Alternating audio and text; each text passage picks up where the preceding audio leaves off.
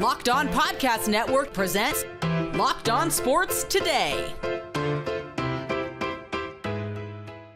The Western Conference feels like the Thunder's to lose, even after they just lost. Also, Rick Pitino is so back, and the SEC is really good at basketball. Plus, Trevor Lawrence isn't getting traded. Today's episode brought to you by FanDuel. Right now, new FanDuel customers can get $150 in bonus bets if your first $5 bet wins. I'm Peter Bukowski, starting your day with the can't-miss stories and biggest debates in sports. You're Locked On Sports Today. Searching all major sports. Found. Let's start with the biggest story. As we head into the All-Star break, the Oklahoma City Thunder are running away in the West, known within 8 games of them, despite losing to the Timberwolves last night on the second night of a back-to-back. Ryan Stiles from Locked On Thunder joins me now. And Ryan, this is, I think, a team that was ordained coming into the year as the team to watch, the team to beat, the potential favorite, and they have lived up to that. As you look around the Western Conference, what teams scare you the most?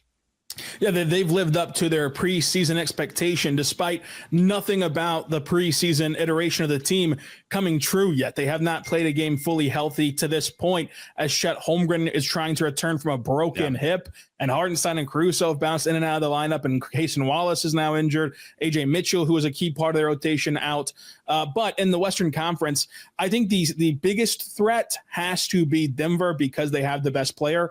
And as you know, the Stars win in the playoffs, and whenever you go up against the best player in the league, you're going to have a really tough time as the intensity raises and the minutes lessen for other players. And you're seeing more and more of the Stars. We've seen guys of Jokic's caliber be able to play all but 5 minutes even of a playoff game.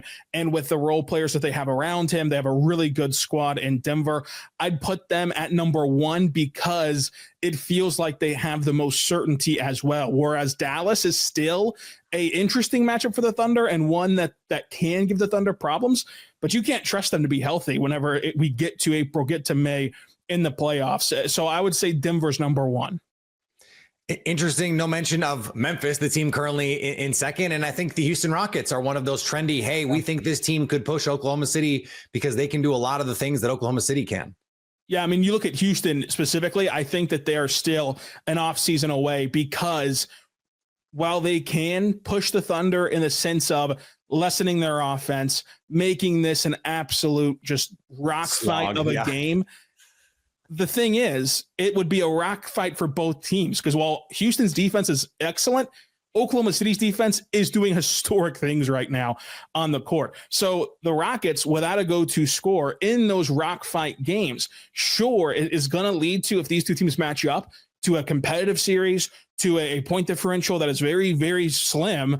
But at the end of the day, when you get to the fourth quarter and you need someone to go put the ball in the hole against great defense, only the Thunder with SGA have a guy that you trust in those moments to go score. Houston, by inactivity at the deadline, they do not have a go-to guy. So it feels like that series is kind of already mapped out here in February where it's going to be close. They're going to play great defense.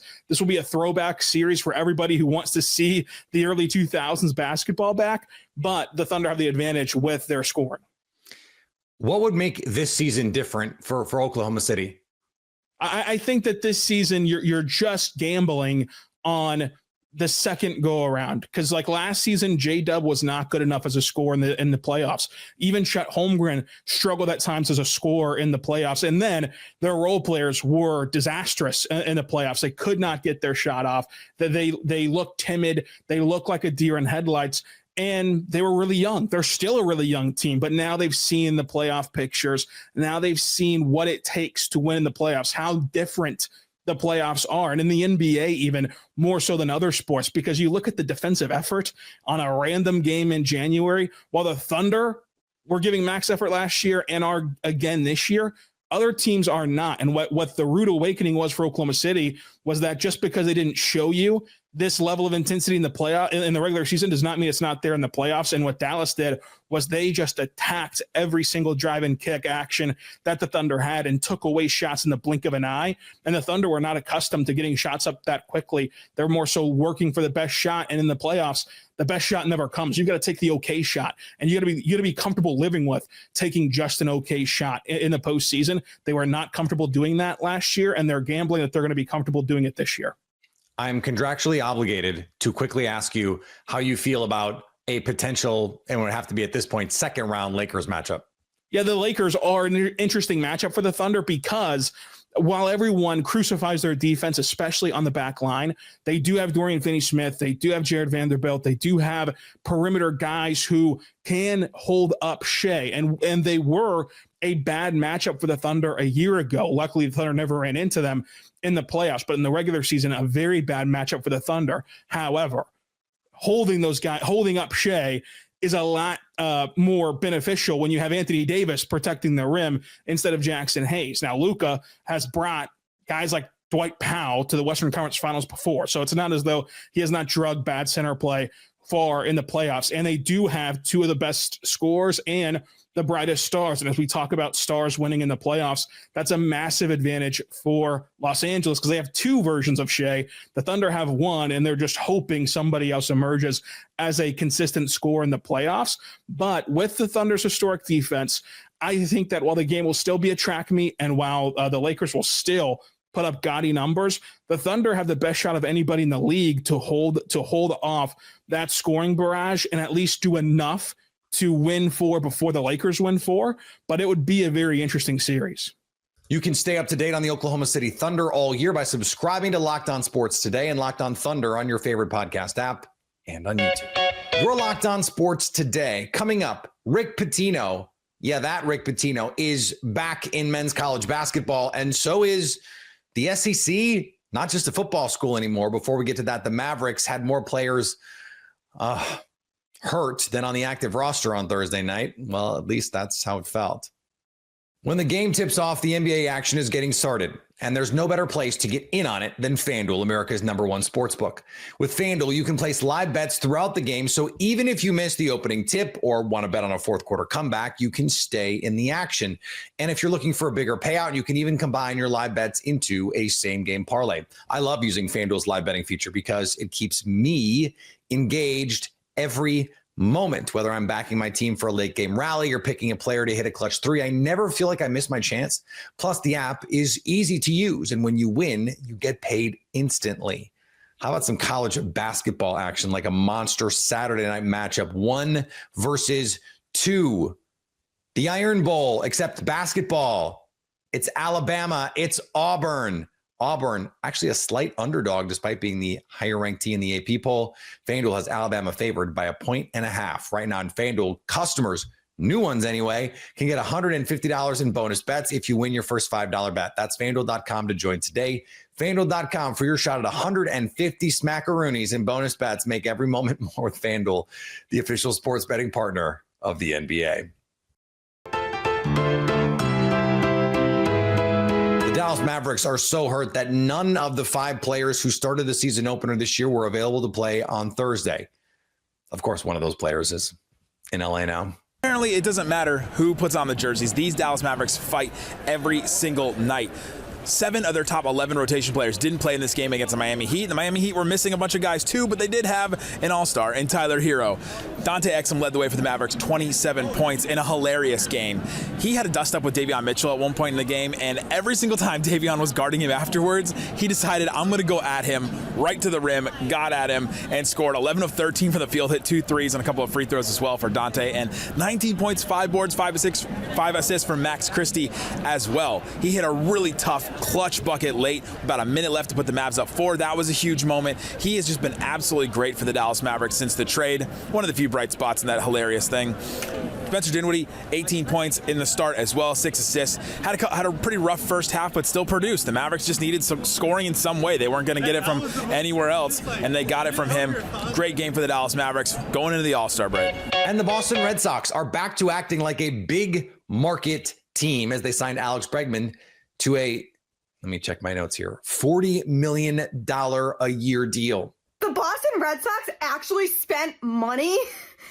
What world do we live in right now?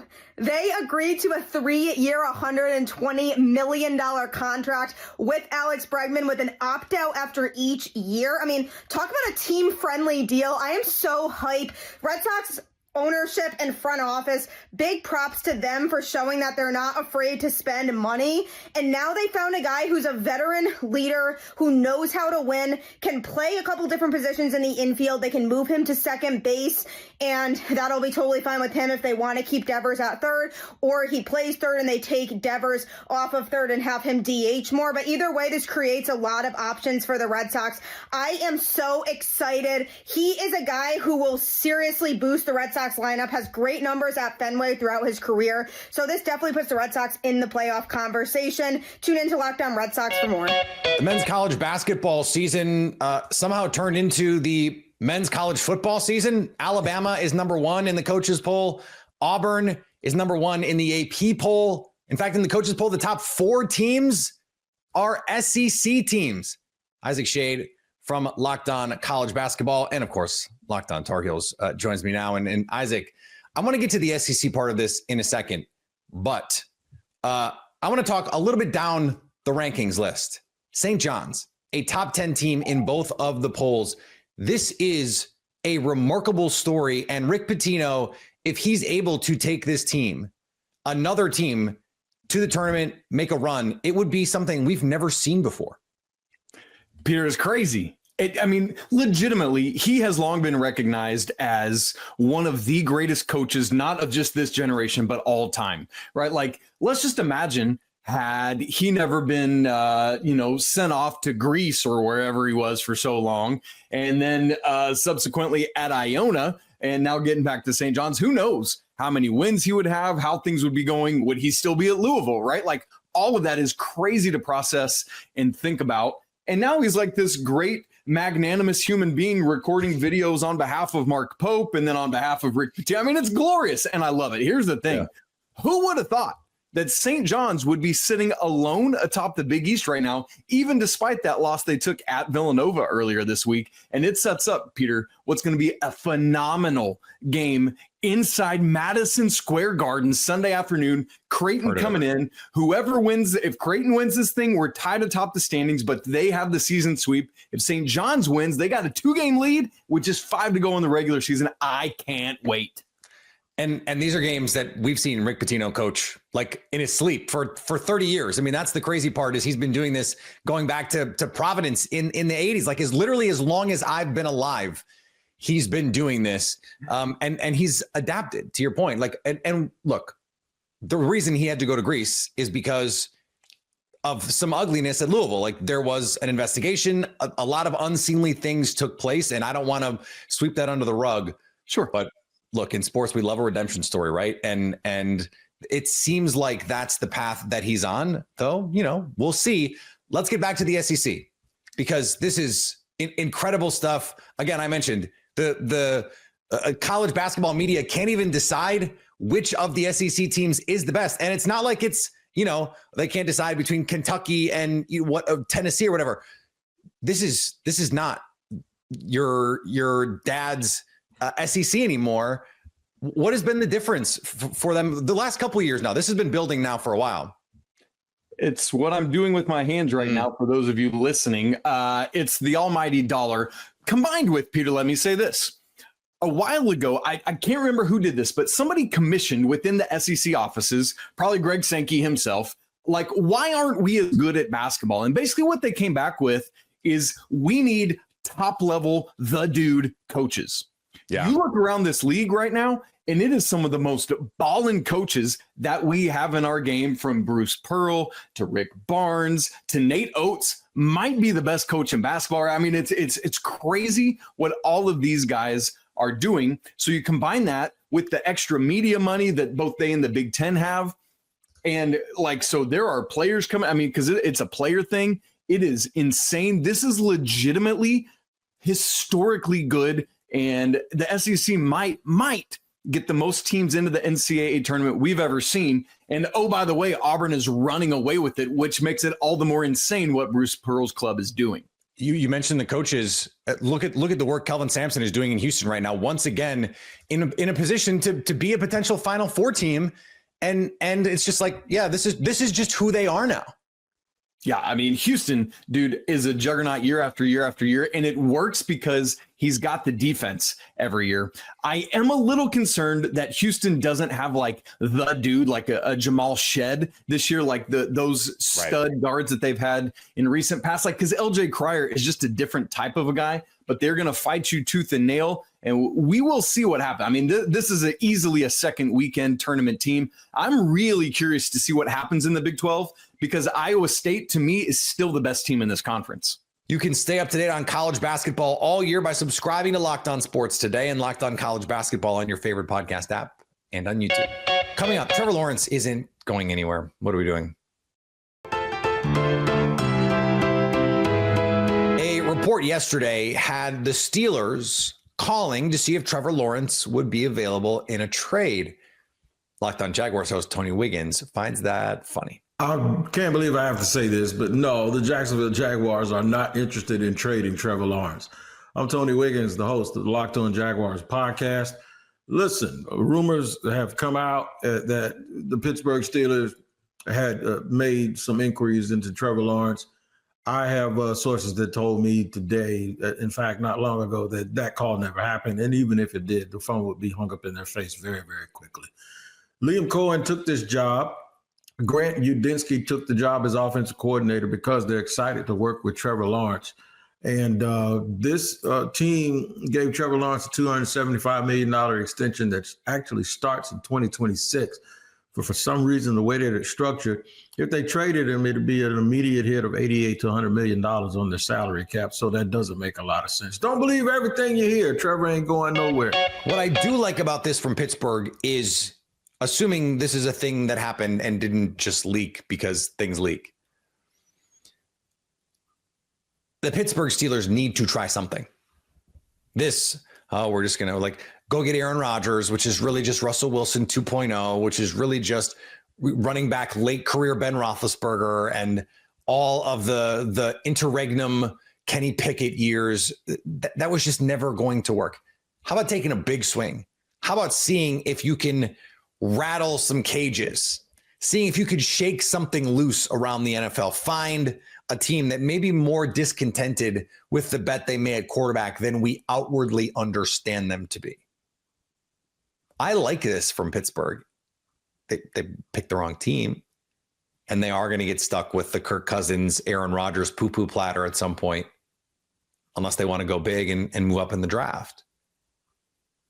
But this is progress in a way if you're a Steelers fan. Hey, see, we're going to try something new. See if we can swing a big deal. I don't know if there's actually anyone out there to get. It's not Trevor Lawrence. But could it be Matthew Stafford? Could it? I kind of like it. It'd be fun. Aaron Rodgers and Devontae Adams together, that would be intriguing. But I like Matthew Stafford more if that's a thing that can actually happen. And finally, All-Star Weekend will not include a rematch of Steph Curry and Sabrina Ionescu's three-point competition. We weren't able to land on a plan we thought would raise the bar of last year's special moment, NBA spokesperson Mike Bass said. We all agreed not to proceed and will instead keep the focus on All-Star Sunday's new format. So like shooting three-pointers wasn't enough of a hook for a three-point shooting competition. I don't know. I figured they would figure out how to make something happen here. Apparently, Caitlin Clark also declined to participate. So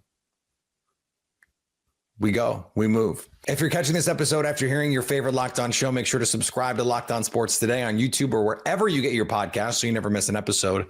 Also, if you're a new subscriber to Locked On Sports Today, we're here for you with the biggest stories in sports every day.